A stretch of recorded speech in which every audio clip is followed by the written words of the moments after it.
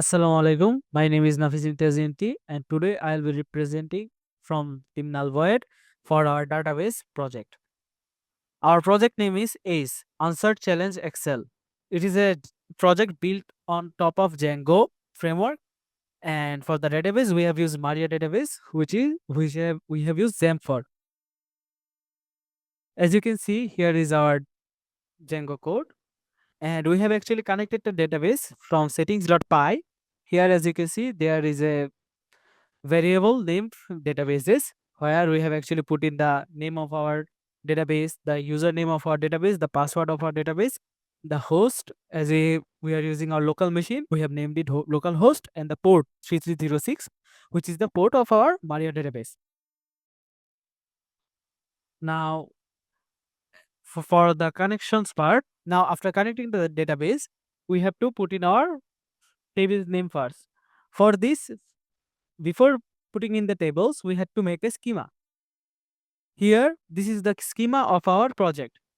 We have user table, course table, quiz table, question table, and a score table.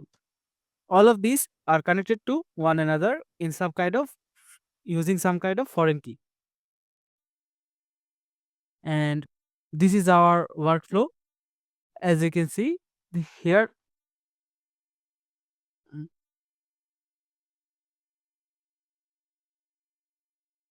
this is our ER diagram from our schema table. As you can see, here is the course table, the quiz table, the user table, the question table, and the score table, and how all of these connect to one another. We have one-to-one relations from many to many to many to one. All of the relations are highlighted here. This is our workflow application. As you can see from our project, we have login and sign up page. From login, we have, depending on the user ID and the password, our program will check if you are a student, a teacher, or an admin. And depending on your account, you will be redirected to student portal, and teacher portal, or admin portal. Here we can see all of the menus that are available for our project. Now let's get back into the codes. First of all, after creating the schema, we had to actually put it in our framework. For this, here as you can see, we have used Django's models.py file, and here we have actually put in the information which are needed to set the table in the database. Django will create the table on its own, and as you can see here, we have the class user for user table, class course for course table, class quiz for quiz table, class question for questions table, and finally class code for score table. All of the variables or the column names which are needed are put inside of each of these table. After putting in the table names for the model, we actually have to go to the terminal and make migrations so that these all of these sync up with our database. For this, we have a migration feature that is built in to our Django, and we can actually use this to import all of our written code into actual tables for the database. Now, how is the database actually connecting with our views? In another words, what we are seeing, what we are inputting, what we are getting, how all of this is connected to one another is through this urls.py file. When we put in something to the our browser, as you can say web page or anything, we have to actually know which one of these models will connect to one another, which one of these functions will connect to one another, and all of this is managed by urls.py. Here, as you can see, there are multiple types of paths, many types of paths. One for home page, one for about page, login page, sign up page, info page, logout page, etc. When the when someone puts it in our web link into the browser, they will be redirected to the home page, and it is all handled by this path. Where it says when the user puts in the home page, this is the route. He will be redirected to the home page. As you can see, we have put in the views.homepage. So it will actually go into the views.py file and look for home page. as you can see from our first function is define homepage. The request is used for HTTP requests such as post, get, etc. All of these are handled by the request object, and the request object also makes sure that templates are connected to one another correctly. As you can see, we already, when we use render, which is a powerful tool, render directly converts to the templates file. As you can see, here are the templates file. Render will automatically go to the templates file and look for the page we have highlighted. As you can see, we have highlighted homepage.html. So after coming from URLs folder, urls.py file, it will come to the views.py file, where it will actually see that it has to go to the homepage.html file. So it will actually go to the homepage.html file and show it to the user. And this is how our project is connected to one to another file. And inside the views file, let's go to some more complex ones. Mm, yeah, let's go to sign up. So after coming to home page, we actually see we have a sign up named button, which actually uh, redirects us to the sign up. So it will go to the URLs, look for the sign up. Here's the sign up, and then it will go to the views file and it will look for sign up. And while sign up is found, it will request from the web page the username, the email, the role, the password, the passkey. Uh, in our case, the passkey is only necessary for the admin and teacher account creation, as any student can make their accounts for free without any passkey. We had to build this security feature so that not everyone can become the admin or teacher. That's why we had to put request.post.get. Because we have put get, it will it will output none if it doesn't get any input. Because student doesn't have any type of passkey, we had to put the get in here. Now, if the role is admin or the passkey is not admin passkey, this is actually our admin passkey. We actually named it admin passkey as well.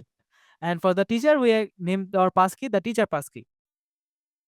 If someone chooses the role as admin and don't put in the correct passkey, they will not get the right to create an account on our page.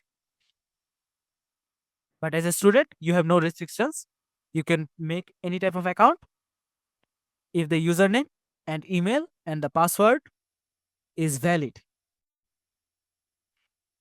Now, to actually put in, if the user has inputted all of their information correctly, we have to put it in to our database to save the user. For this, we are using cursor. And before we use cursor, we have to actually put in the SQL. So here, as you can see, I have put an SQL string that is stored, insert into store user. After we have made migrations, all of our database models from here, these are created into our database and they are named store user, store questions, store quiz, etc. Here is the insert into username, user email, user role, password, or is active. And all of these values are provided from here. Now for the parameters, here are the parameters list where we put in the username, the email, the role, the password, and if they are active or not. Now with connection.cursor as cursor. So we are actually shortcutting the connection.cursor into cursor. And now we are cursor.execute our SQL query, which is from here. And for all the percentage s, we have put in the parameters, these params.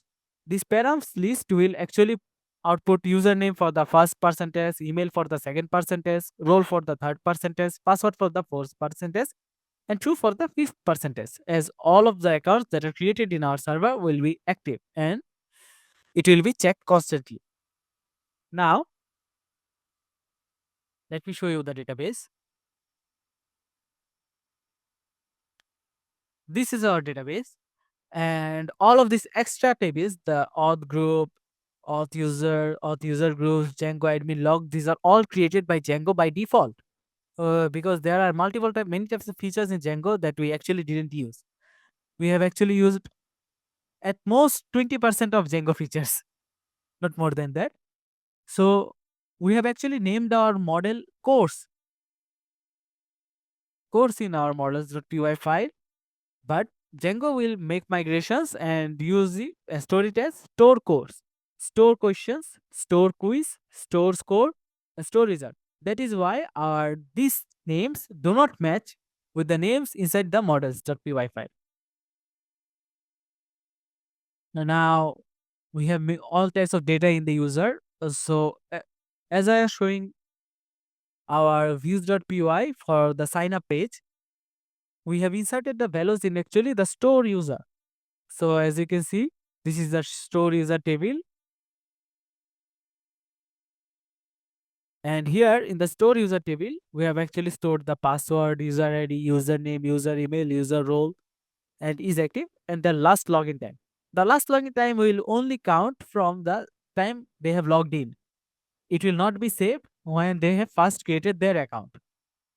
Only the rest of the data have been entered, but we have actually used five accounts to log in and check if the feature works correctly or not. Here, as you can see, the password, the user ID, username, and user email are stored correctly.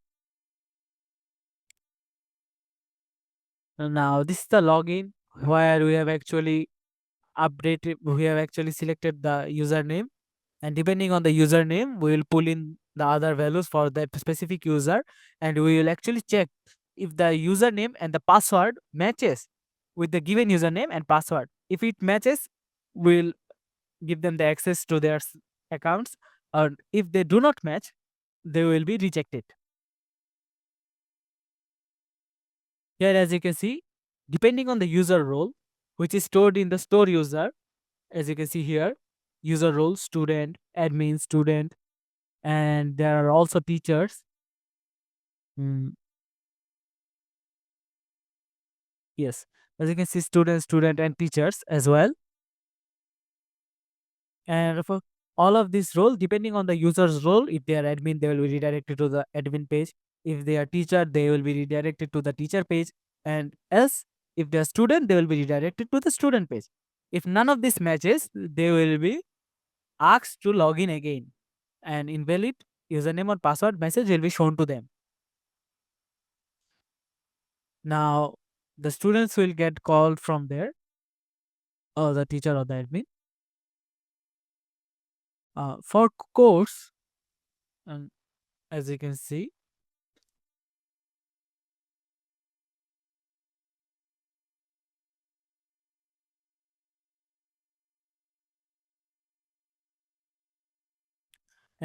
for course, we can see create quiz, see quiz, view students who took my quiz.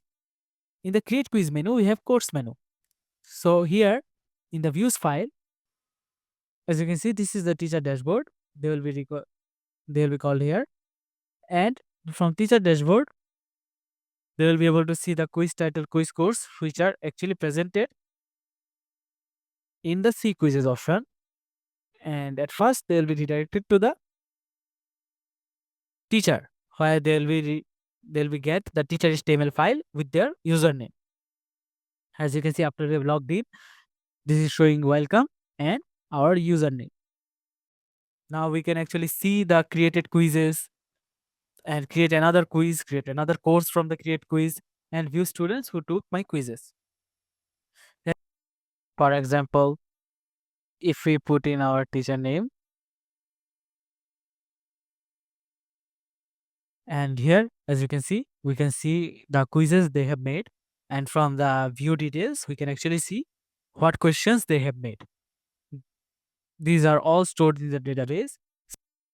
Specifically, all the quiz IDs are stored in the store quiz page, and each quiz has many questions, and those questions are stored in store questions page, and they are located by question ID, quiz ID. So we actually do a join operation with the quiz and the questions, and we match by quiz ID, so that we can actually pull in the our required values Then after a student has taken their quiz, their score will be stored in the store score table. Here, as you can see, with the student IDs, score is stored for the given quiz. Here, as you can see, there is the quiz ID. So quiz ID and student ID are foreign keys, and the score ID is the primary key of this table. So this is our store score, store user, store quiz, store question, and finally store course for the teacher, where the teacher who made the course will have their ID, faculty ID linked with the course ID. So we can learn which teacher actually made which course. And here are the course code, course names, and course descriptions. That's it for our project. We are, thank you.